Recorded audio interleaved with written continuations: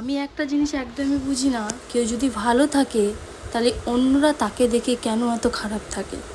আমি একটা জিনিস বুঝি না, কেউ যদি শান্তিতে থাকার চেষ্টা করে তাহলে অন্যদের মনে এত কেন অশান্তি। তো hey hello everyone, welcome to my channel. চলো আজকে তোমাদের সাথে আমার একটু কাণ্ড কারখানা শেয়ার করি। যেহেতু বিগত 10 বছর আমি আমার বাড়িতে ছিলাম না, 10 দিনও হয়তো না, সেই জন্য সারা বাড়িতে বিভিন্ন রকমের কালো কালো ছোপ পড়ে গেছে বা নষ্ট হয়ে গেছে কালার। বেশ কিছুদিন ধরেই আমি রং মিস্ত্রিকে ফোন করেছিলাম রং করার জন্য, কিন্তু আজ আসবো কাল আসবো বলে আসেনি। আর আমারও আর ধৈর্য থাকে না, কেন জানি না, পেশেন্স একদমই নেই, ধৈর্যর বাঁধ সবসময় ভেঙে যাচ্ছে। যাই হোক, আমি মার্কেট থেকে এই কালারটা চুজ করে এনেছি। এবার আনার পরে যখন দেয়ালে এটাকে দিলাম, আমার বরমশাই প্রথমেই বলতে শুরু করে দিয়েছে যে দেখে মনে হচ্ছে দেয়ালে তুমি কাদা লেপছো বা মাটির প্রলেপ যেগুলো বলা হয়।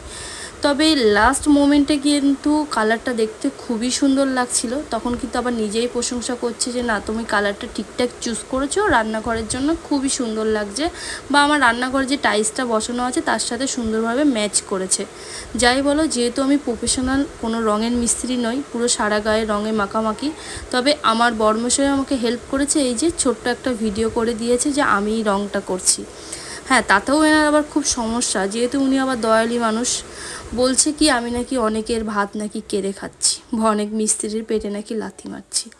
জানি না এরকম কথা বলার কারণটা কি, তবে আমি নিজের কাজ নিজে করছি, এটা আমার ভালো লাগে সেই জন্য। শুধু যে বাড়ি এসে ঘরে রং করেছি কিছুটা কিছু তা একদমই নয়, বাড়িতে আসার পরে দেখছি আমার বাড়ির মেন গেটের দরজার রংটা একদমই নষ্ট হয়ে গেছে, গণেশ ঠাকুরটা কেমন যেন শুকিয়ে গেছে, সেই জন্য ওটাকেও একটু সুন্দর করে কালার করে দিলাম। প্রথমে তো গণেশ ঠাকুরটা আমি এই কালারটা করেছিলাম, তবে কেন জানি না একটু ম্যারম্যার করছিল। আর এই যে আমার দর্শকবৃন্দ সবাই মিলে দেখছিল আমি কি আঁকিবুকি কাটছি বা কি করছি, খারাপ করছি কি ভালো করছি।